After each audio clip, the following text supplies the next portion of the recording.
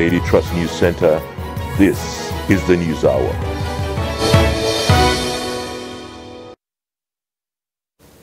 On News Hour tonight, Federal High Court awards 30 billion naira damages against Kano State government for unlawful demolition of shops.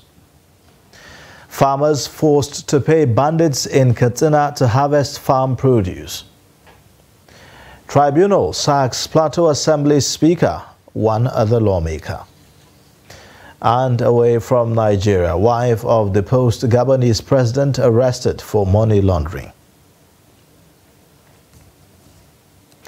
Hello and welcome to the News Hour on Trust TV. I am Ayuba Ilya. Thanks for joining. And now the news in details. A federal high court in Kano has ordered the state government to pay the incorporated trustees of Masallacin Eid shop owners the sum of 30 billion naira compensation for the unlawful demolition of their shops without following due process laid down by the law. Justice Samuel Amobeda on Friday averred that the action of Kano State government against the applicants is barbaric and unconstitutional. Daily Trust reported that the shopping malls around Kano Eid ground were in the month of June demolished by Governor Abba Kabir Yusuf-led administration that tagged the buildings as illegal structures. The action, according to the government, was part of its campaign promise delivered to the good people of Kano State. However, the traders under the auspices of the incorporated trustees of Masallacin Eid shop owners challenged the demolition at the Federal High Court. Now, Haruna Isa Dederi is the Commissioner of Justice and Attorney General of Kano State. He speaks on the development. Let me first inform you that the action that was instituted at the Federal High Court was by way of enforcement of fundamental rights. And you know very well that issues that border on title was not even dealt with in that judgment, in that decision. We have already prepared every paper and we are going ahead to file an appeal against that decision because it is a judgment that cannot stand. The court, we still maintain, entertained the matter without jurisdiction. And we are going to contest that at the Court of Appeal. Moreover, the Land Use Decree, the Land Use Act is very, very clear about the powers of the governor over land in the state, and more particularly in urban areas. So you see, it is a decision that the court has passed, indeed, but it is a decision that we do not agree with, and the judge is we are not saying that he was not empowered to do what he did. He did it in the discharge of his own duties, and that is as far as his knowledge has gone. But we feel we are dissatisfied with the decision, and we definitely have finished arrangements for going on appeal. Moreover, there is also another action that we have already initiated at the High Court, which is the court that properly has jurisdiction to entertain matters relating to landed properties within Kano State. And that matter is of course going to be dealt with to its logical conclusion, God willing. So I'm sure that decision, that case, which will be considered by the State High Court, I think will put everything in a proper light and perspective. As far as this judgment is concerned, of course, it's a judgment that we do not agree with, and we are going to, of course, we have perfected our plans to appeal against it. Farmers in Katsina are made to pay levies by bandits before they can harvest farm produce as insecurity ravaging the state continue to take toll on the people. Abdullahi Amadi reports that farmers in Musa, Matazu, Musa, Gangara, Faskari, Sabua and Dandume are forced to contribute money to get access to their farms. It is harvest time for millet, beans and maize in local government areas of southern Katsina, but farmers are struggling as many will have to pay bandits at least to allow them access their farm for harvest. For instance, farming communities in remote areas of Musawa and Matazu paid about 6 million naira to the bandits for them to harvest farm produce after several appeals to the terrorists. A lot of farmland now become ideal. Farmers are running away from their farmland because there is no security. If you go to your farm, the bandit will come in your farm and attack you. To make things worse, about 5 people, including women and children, were abducted from the communities even before negotiations. This implies that ransom must be paid to the bandits to secure the release of their family members, apart from the 6 million naira paid for access to the farms. Residents prefer not to speak to camera to hide their identity for the fear of further attacks on their villages. Similarly, commercial drivers in Katsina plying Kankara Shemi-Gusau Road have abandoned the route, describing it as death trap. Katsina Kauran Namoda Road is another deserted route, as any driver who chooses to ply the road does so at his own risk. There is a lot of insecurity cases that is happening along the Jibe Road, so that's why people prefer to follow through Funtuaro. Get me clear, please. Insecurity has devastated this region, and anybody suggesting negotiations with terrorists should be treated as a traitor. Look, we know what we are going through over the last 9 years. Hundreds of people from Katsina State alone are currently in the hands of bandits who abduct and treat people like animals. The underground work being initiated by Governor Rada is a welcome development, and we hope that will work. The drivers are calling on the federal government to secure the region from the incessant bandits' attacks. Abdullahi Izuma Yamadi, Trust Television News, Katsina. Personnel of Operation Safe Haven has paraded 8 suspected criminals involved in gun running, gun fabrication, attack and burning of St. Raphael Catholic Church at Fadang Kamantam village and the killing of a herder at Ugora town, all in Kaduna State. Parading the suspects, the media information officer, Operation Safe Haven, Captain Oya James, said that 2 of the suspects were arrested for gruesome murder of Dorothy Jonathan at Afana village in Zango Kataf local government area of Kaduna State. Captain Oya said that following intelligence operations, a wanted gun runner, Napoleon John, was arrested, adding that the arrested suspect led troops to a concealed gun factory where arms of different caliber were sold by another suspect, Monday Dunia. The media information officer said that the general officer commanding 3 Division, Major General Abdusalam Abubakar, promised that the suspect will be prosecuted in court immediately investigations are concluded. Now, despite the existence of 4 grazing reserves in the Federal Capital Territory, Abuja, friction between pastoral Fulani and farming communities has not abated. Paikon Kore Grazing Reserve, located in Gwagwalada Area Council, is the biggest, and it has witnessed rounds of conflicts between herders and native community, leading to loss of lives as well as destruction of farm produce and animals. Adam Umar speaks to stakeholders on the persistence of clashes between the 2 communities in Abuja. His report is presented from our studio. The Paikon Kore Grazing Reserve, sitting on about 8,500 hectares of land, was conceived around 1991 by the military administration of General Ibrahim Babangida to address the menace of wandering animals, especially around the Abuja Airport axis. A former director, Animal Services, a department under the FCT Agriculture and Rural Development Secretariat, Dr. Zayanu Garba, told Trust TV reporter that the military government directed the then FCT minister, Gado Nasco, to set up the grazing reserve for this purpose.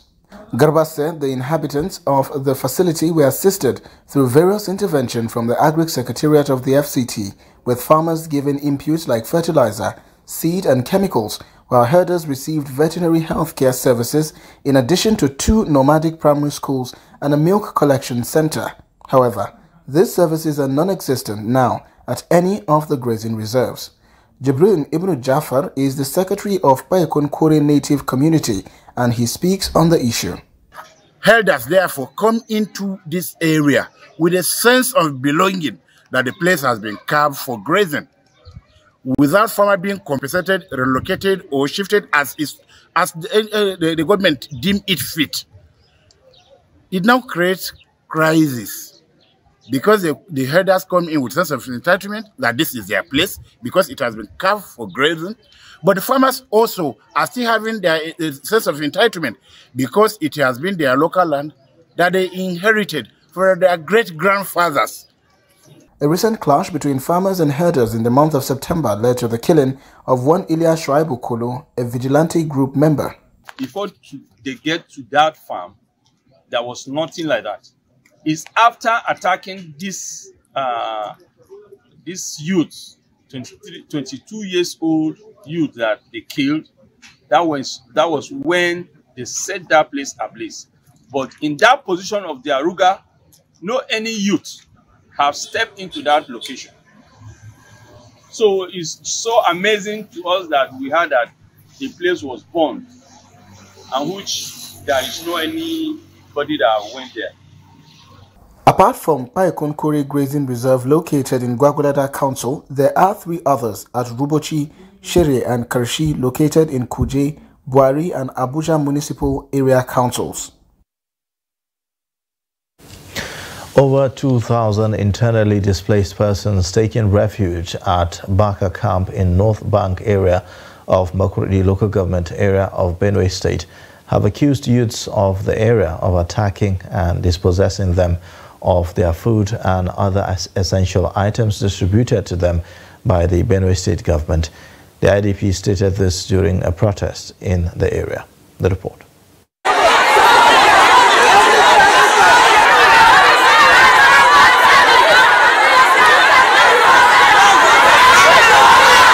The internally displaced persons who are protesting the action of the suspected youths in the area called on the state government to beef up security around the camp, when next they are sending relief items to them to avert further occurrences. Some of them said the best thing for them is to relocate them back to their ancestral homes. It was 150 bags of rice, 150 bags of beans, also 150 bags of gari. They were shared inside, and also the youth around came and packed them inside their tent around here, inside here. But this thing happened yesterday. Some of us cried. Every time anything comes here, they will not allow the government to do for the IDP first. They will start dragging for their own. So the youth started, they were angry. They started removing some bags. I myself, I dragged a jerrycan of oil. A youth gave me a dirty slap today. My back is paining. The government should help us. The only help that the government will help us should take us to our village. Because in our village, we used to farm humbam kwasi. And that humbam kwasi, we eat and belly food. Here, we don't have food. How many days I didn't eat? The district head of the area, as well as the youth leader, expressed disappointment over the attack and promised to address the incident. Whether it was youth or the women that they started coming in, they were impatient. They started coming, they pushed us, they started pushing us. So that was exactly what happened. That is the only thing I know. Not tell you precisely that it was my youth that done that. I'm just telling you that. We didn't know where those people just came from. They now came and then start attack.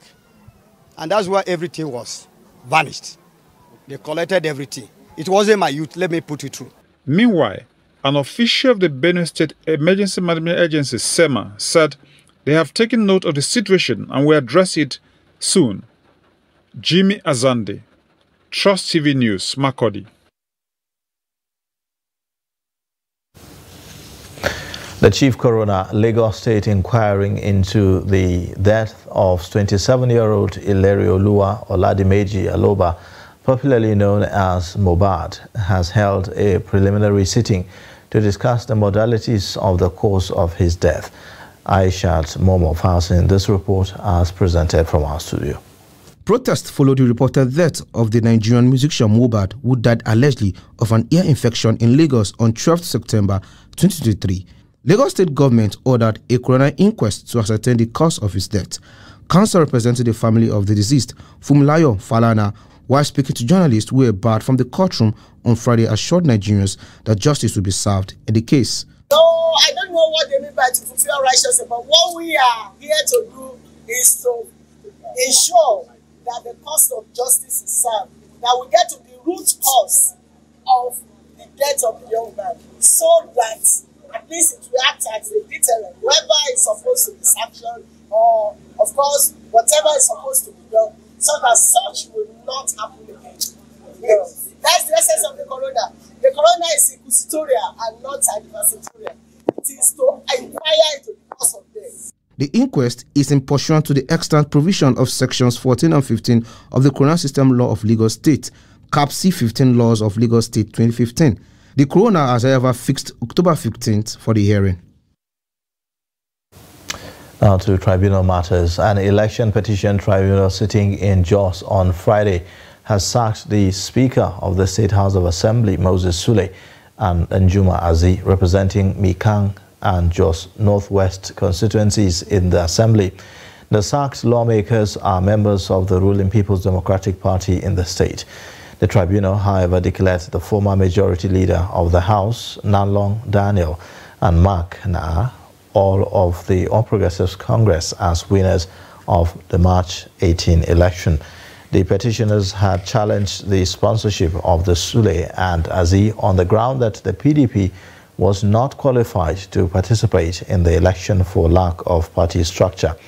Delivering the judgment, the tribunal led by Muhammad Tukur said PDP was not qualified to sponsor the respondents for the election because the party had no structure, averring that nothing can stand on nothing. Justice Tukur said that INEC had failed to tender any authentic document that showed that there was repeated Congress by the party in 2021, as claimed by the respondents on Thursday. The Tukur's-led panel had dismissed 2 PDP lawmakers of the State Assembly. Now, there is anxiety among members of the People's Democratic Party and the All Progressives Congress in Ogun State ahead of the Saturday's judgment of the governorship election petition tribunal sitting in Abeokuta, the state capital. The tribunal had on September 4th reserved its judgment after parties adopted their final addresses. The secretary of the tribunal, Azenta Obioma, disclosed that the tribunal, which commenced its sitting in June, had fixed Saturday 30th of September for its judgment. There have been legal fireworks between lawyers representing the People's Democratic Party, governorship candidate Ladi Adebutu, and those representing Governor Dapo Abiodun of APC while the tribunal sitting lasted. INEC had declared Abiodun winner after polling 276,298 votes, while Adebutu scored 262,000. Delta State Governorship Election Petition Tribunal sitting in Asaba, the Delta State capital, has dismissed the petition brought before it by the governorship candidate of the All Progressives Congress, Ovie Omo-Agege, challenging the victory of Governor Sheriff Oborevori of the People's Democratic Party in March 18 election. The 3-member tribunal led by Justice C.H. Anwachawu held that the petition contained unsubstantiated allegations, noting that it was speculative and lacking merit. Omo-Agege, who came second in the March 18 election, challenged the declaration of Oborevori as winner of the election by the Independent National Electoral Commission. You're watching the News Hour on Trust TV. Coming up shortly, we take a look at how selling dead animals' meat landed 8 in trouble. Details and more after the break.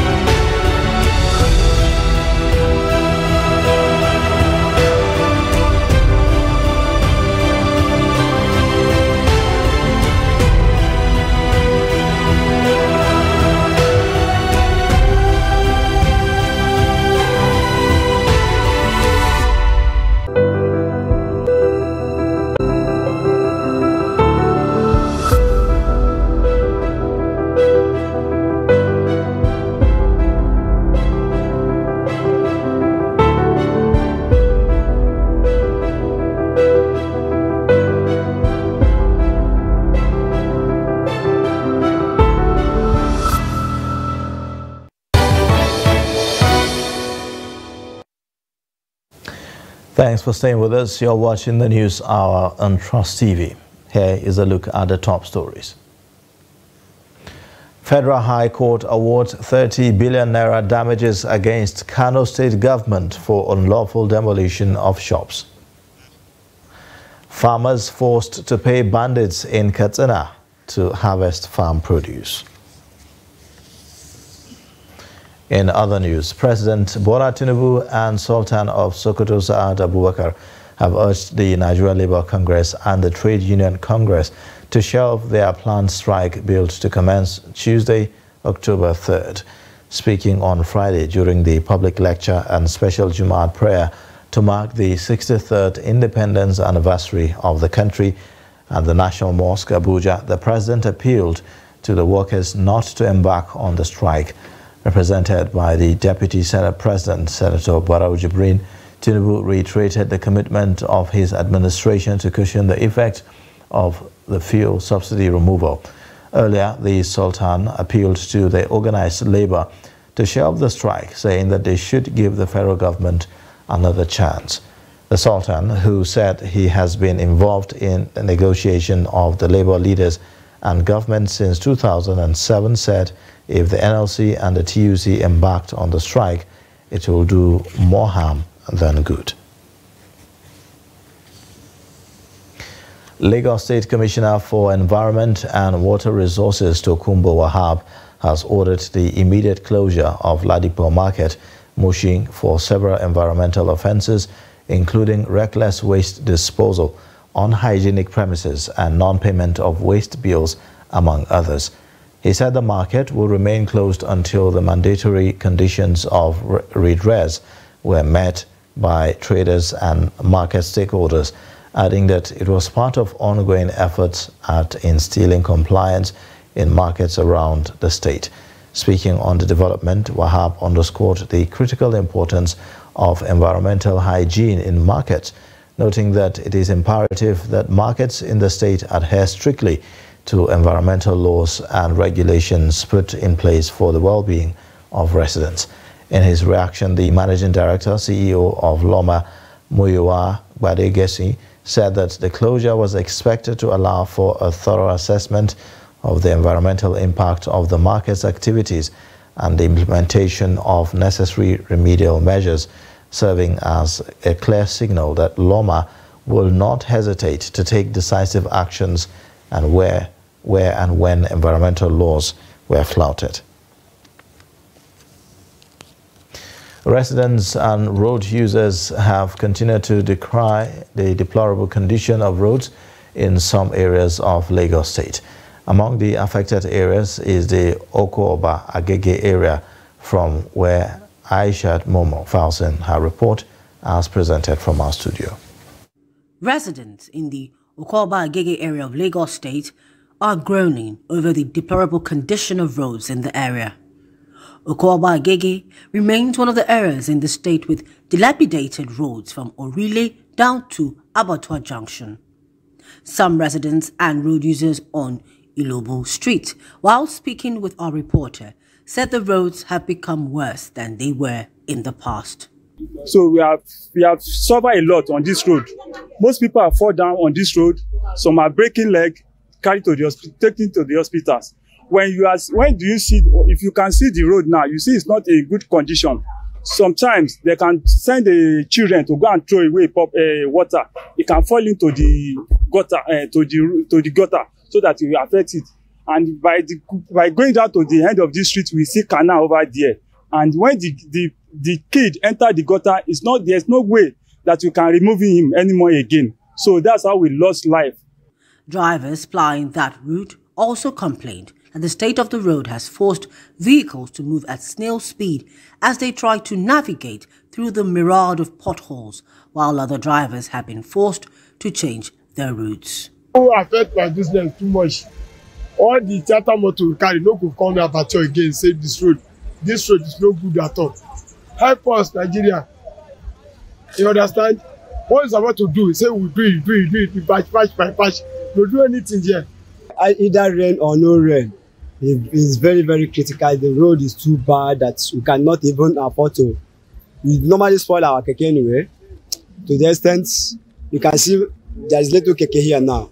Formerly, we used to have more than 20 kekes here, but most of them have gone to mechanic because of the road. It's too bad. It's too more than bad.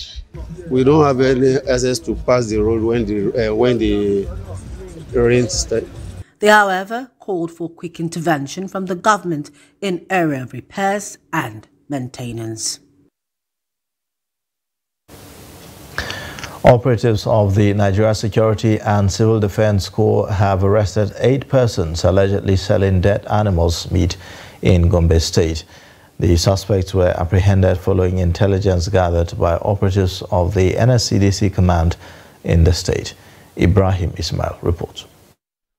40-year-old Mary Paul is the leader of the dead animal meat syndicate operating in Gombe for the past 2 years. This dead cow was impounded from the syndicate when operatives of the Nigeria Security and Civil Defense Corps intercepted the team. While transporting the dead animal, they bought at the rate of 30,000 naira. You know, since I used to sell bush meat, so I do smoke both that one too, together with the bush meat. I'm sorry, it's condition. I don't have a husband, it's what I used to feed the children. We usually cut the meat into pieces, roast it, and then transport it to Delta State. The NSCDC said it will not take the matter lightly because selling meat from dead animals constitutes danger to people's lives. We arrested 5 suspects, but ongoing investigations show that there are remaining ones that have fled. And I make bold to tell you that we have arrested the 3. They are all now complete, intact. 8 of them are here. Now, after dutiful investigation, they will be taken to court so that they will answer their charges. It is not clear how many people might have eaten the unhealthy dead animal's meat bought from the suspects, but it has been confirmed that the syndicate has been operating for over 2 years, suggesting that a lot of people might have consumed the unwholesome meat. Ibrahim Ismail, Trust TV News, Gombe. Now, Kano State is among the most educationally endowed states in Nigeria, but that seems to be changing as Nigeria clocks 63 years as an independent nation. At a pre-independence anniversary public lecture, experts believe that a deliberate education policy is required to take the state to the next level.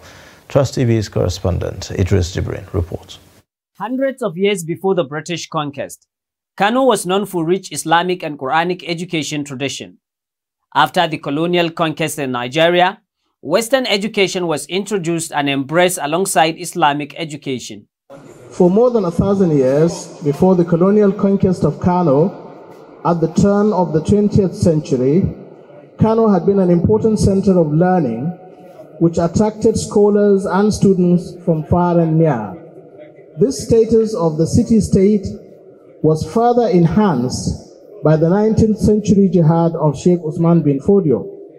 During the period of the jihad and up to the end of the First Republic, Kano established a tradition of welcoming scholars and technocrats and offering them posts in the emirate administration or the native authority as the case might be. Now, 63 years after independence, Kano State is still struggling to achieve education for all, with increasing concerns over persistent failure of the state's educational institutions, lack of education infrastructure, and other challenges. Schools fail to meet up with increased demand as reflected in overcrowded classrooms, deplorable school conditions, and lack of facilities, or where the government fails to provide the necessary funds and infrastructure to meet the required needs. And these are problems faced by countries that tried to provide education free. Australia is one of these countries, and in Africa, Malawi had tried and faced these problems. This pre-independence anniversary public lecture, tagged The Challenges of Education and the Way Forward, seeks to address the persistent threats of education in Kano. Expert believes that a number of policies might help bring to an end the problems of the state's education system. After 60 years of independence, I can say that the nation as a whole, not just Kano State, is still at the stage of trying to provide equal educational opportunities for all, trying to promote science and technology education, provide free education at all levels, and so on, which was contained in the 1999 Constitution. Although the current government is introducing reforms to the education sector, but lack of continuity in policy may likely hinder realization of these objectives. Idris Jubrin, Trust TV News, Kano. We'll now take a quick break. The news hour continues shortly. Join us again.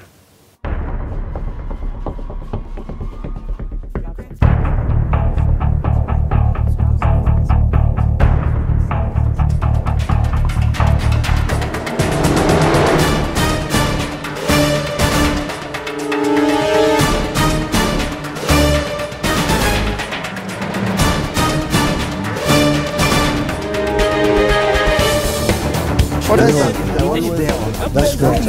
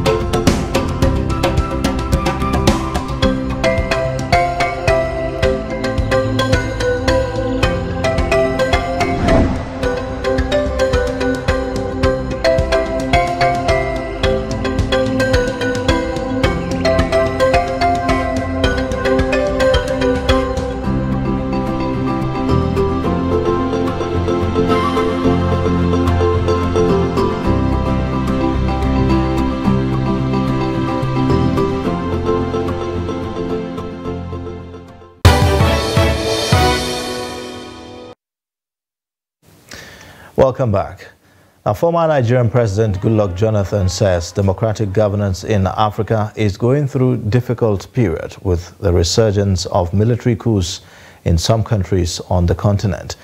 Jonathan stated this in Yenagoa, the Bayelsa State capital, during the Goodluck Jonathan Foundation's annual Democracy Dialogue with the theme, Breaking New Grounds in the Democracy Development Nexus in Africa.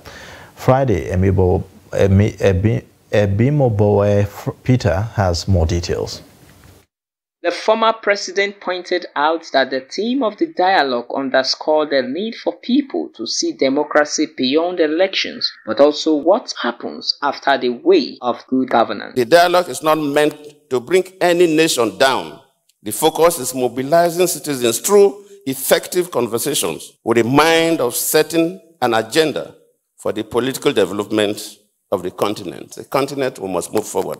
In recent years, democracy in the continent has gone through a period of crisis characterized by social tension, coup d'etats, insecurity, and poor management of elections, which itself is a threat to our democracy in Africa. The challenges of poverty, unemployment, and non-alignment of basic economic rights has created a crisis of trust in the hearts of citizens on the role and impact of democracy in our society. President of Economic Community of West African State ECOWAS Commission, Dr. Omar Hori, blames weak institutions in Africa for lack of development on the continent. Former Director of Kenya Anti-Corruption Commission, Professor Patrick Lumumba, suggested that Africans should look inward to solve their problems, adding that African leaders' sit-tight syndrome is responsible for the frequent coups in the continent. Democracy has not delivered progress. So goes the false narrative.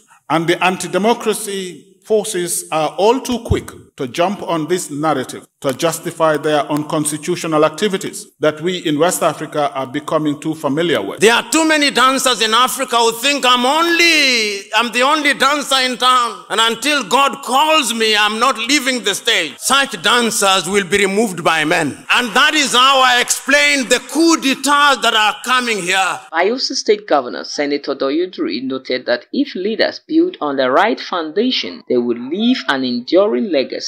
That democracy today should be about ballots, not bullets. It should be an exchange of ideas and convictions. That is why I often say those who kill you to rule you cannot mean well for you. The theme of this dialogue signifies the tremendous progress we have made in strengthening democracy in Africa. No matter the symbol of authority on a leader, be it a crown, be it a constitutional sash, or whatever the mantle is, it's very important that the people and the interests of the people to be governed are carried along. The panel of discussants were former President of Sierra Leone, Bai Koroma, former Vice President of Gambia, Fatoumata Tambajang, Professor Ibaba Samuel Ibaba, and Ambassador Joe Keshi, among others. Friday, Ebimobowe Peter. Trust TV News, Yenagoa.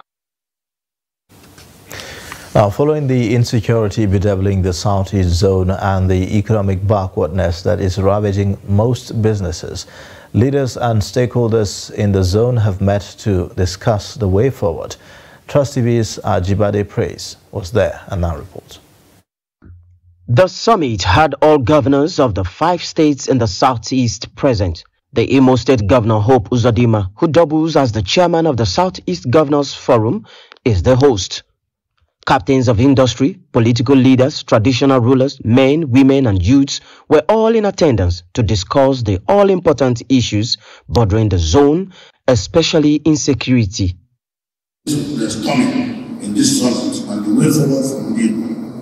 I pray that you will find time also to relax and enjoy yourselves. When you do, you'll even be amazed with the first-class hospitality our state has to offer. You may even be tempted to decide to stay back here permanently. The Igbo child needs to be taught by the best teacher anywhere in the world, not to be taught by the teacher from his village, or needing medical attention to only have medical attention from somebody from his or her village. No, you want to have attention from the best in the world, and that's where we are.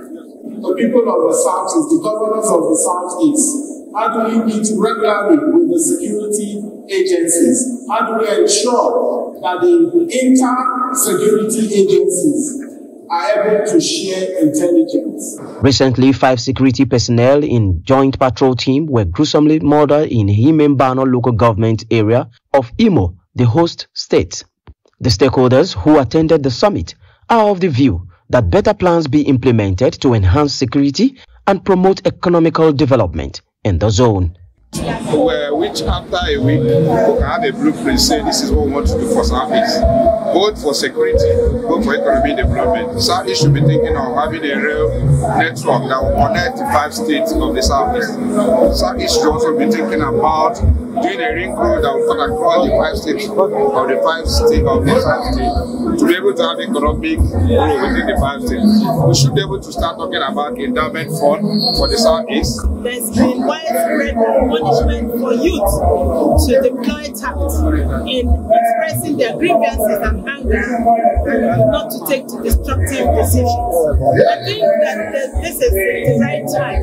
Committed to stakeholders meetings, and I do believe there will be a sequel to this that centers around just the state. And at that time, the individuals or the actors you mentioned will be part of that. The summit is intended to bring an immediate end to menace of insecurity, a goal they all agreed can be achieved through sincerity of purpose, driven by the cogent political will of all stakeholders, especially political office holders. Ajibade Praise, Trust TV News, Owerri. The Nigerian Railway Corporation has concluded plans to introduce a new mass transit express passenger train tagged Apapa Express. The new service, which will run between Apapa, Lagos and Kajola, Ogun on the new standard gauge railway line, was part of the federal government's palliatives to cushion the effects of the petroleum subsidy removal. Now, though there was no specific date for the commencement of the new service, it will be the first time since June 10, 2021, when the project was commissioned. Director of Operations of the corporation, Akin Osinowo, said that the new train service will stop in 4 stations, including Bola Tinubu Station, Apapa, Mobolaji Johnson, Ebutemeta, Babatunde Raji Fashola, Agege, Latif Jakonde Station, Agbado, and finally at the Yemi Oshibajo Station, Kajola. Now, he further said that the train service will reduce the hardship experienced by commuters, especially those plying Apapa to Kajola route. Osinowo therefore appealed to passengers to ensure that they obtain tickets at the designated stations before boarding the train. The federal government is working to enhance productivity in Nigeria by providing over 3 million Nigerians with the essential digital skills required to succeed in the global economy. Vice President Kashim Shettima announced this on Friday at the State House, Abuja, when he launched the Skill Innovation Scheme, which he described as a transformative initiative that will usher in a new era of digital empowerment for Nigerians. Kende Amodu reports. As the nation plows through difficult economic times, government must reassure Nigerians that it is coming up with strategies that will improve things in the nearest future. This gathering is supposed to reassure youth and small businesses across Nigeria that President Bola Tinubu is fully committed to empowering them. The Skill Innovation Program is not a mere promise. It is a resounding commitment to the Nigerian people.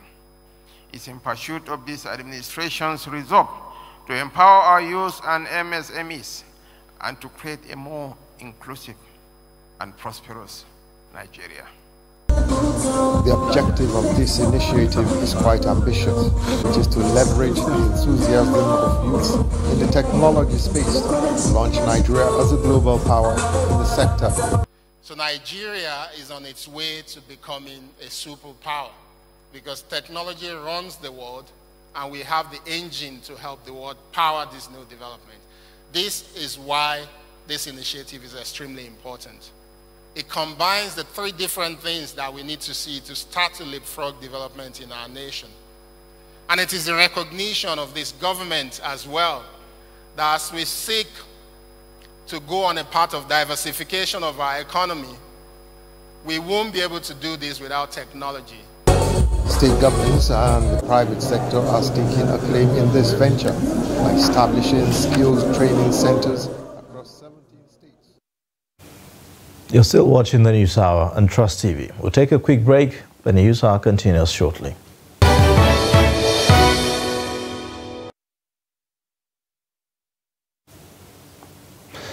All right, now time for us to take a look at business updates with Chiamaka Mwafo.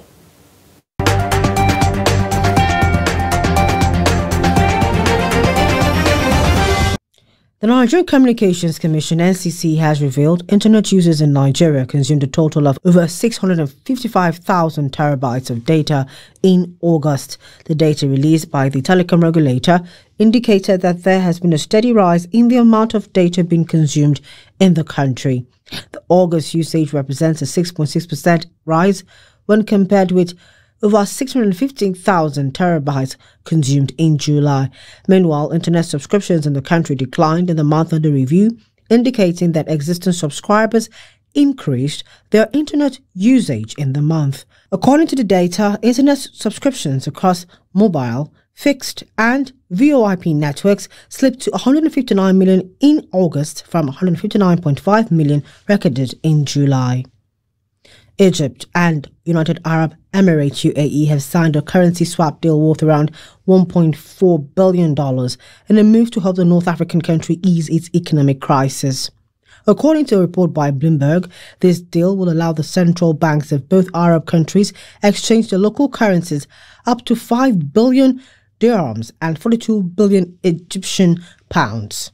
Bloomberg also reports that Egypt is battling its worst foreign currency squeeze in years. The North African country devalued its currency 3 times since early 2022, which saw it lose almost half its value against the dollar. The International Monetary Fund, IMF, urged Egyptian authorities to allow for true flexibility in the currency before the institution can lend more money under a $3 billion rescue program. And finally, World Bank on Thursday proposed steps that would boost its lending to developing countries by an additional $100 billion over a decade as part of an ongoing reform process aimed at helping the bank expand its mission to include climate change. In a 24-page report to the Joint Ministerial Committee that oversees the bank and the International Monetary Fund, the bank's management said it would ask shareholders to approve a hybrid capital measure and a new portfolio guarantee platform that together could boost lending by over $100 billion. That amount would come on top of measures already being implemented that will boost the bank's lending to developing countries by up to $50 billion. And that's it on Business News. I am Chiamaka Nwankwo.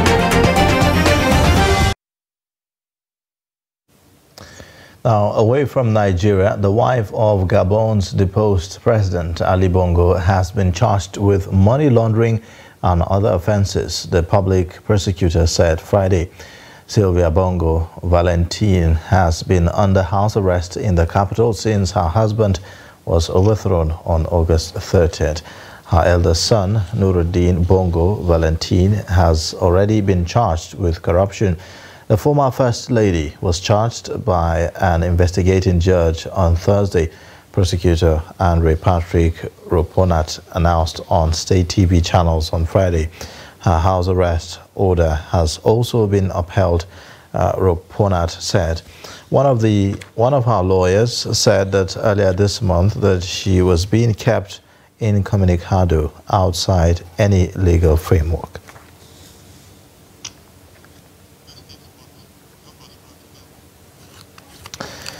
And now in sports news, Deni Ajishafe tells us as youth, the 2023 Youth Games is closing. Lots of attractions in various sports are winding up at Stephen Keshi Stadium, Asaba, Delta State. For 9 days, Nigerian youth have been competing in different sporting events to showcase their talent at Stephen Keshi Stadium, Asaba, Delta State. The night is not an exception as athletes compete for honors in Trado Sport Ayo to determine winners in both singles and double events. In Ayo singles event, Team Delta won gold, FCT silver, while Nasarawa picked bronze. Boys singles category saw Team Akwa Ibom scooping gold, Lagos silver, and FCT and Taraba both picked bronze. In athletics, Ngozi Okeke won gold in 400-meter girls event for Team Delta as talented Daniel Caleb of Team Rivers won silver in 400-meter boys final. The quartet of Chiamaka Nwankwo, Lucy Nwankwo, Oluebube Ezechukwu, and Adaize Eze of Team Anambra won girls 4x100-meter relay in the time of 47.80 seconds to win gold. Team Delta won 4x100-meter boys relay, clocking 45.05 seconds. Team Akwa Ibom silver, while Imo placed third. Clifford Igbigbije, with much excitement winning the relay race, hope to be in Team Nigeria's contingent for the next junior championships. Let's give thanks to God and my team. I love them so much. I actually got, I don't know how to explain it. My team, they gave me the hope that if I can run, I can win it. So that's why I just had to push and give us the gold. Team Rivers claimed gold in boys 4x400 meters, clocking 3.2671 seconds. to win gold, Team Akwa Ibom silver, and Team Delta bronze. Team Delta claimed gold in girls 4x400 meter relay, clocking 3.5101 seconds, beating Team Ogun and Rivers to second and third place. In handball, Team Kwara did a double gold win as they beat Sokoto 27-23 in girls final. Kwara also picked gold, beating Team Niger 37-26 to win boys handball. National Youth Games will end on 30th September with closing ceremony to wrap up 2023 event. That's Sport News. I'm Adeniyi Ajishafe. With that, we wrap up the news hour for tonight, but you can watch more via all our social media platforms and also on our YouTube live stream. I am Ayuba Ilya. Thanks for watching. Bye for now.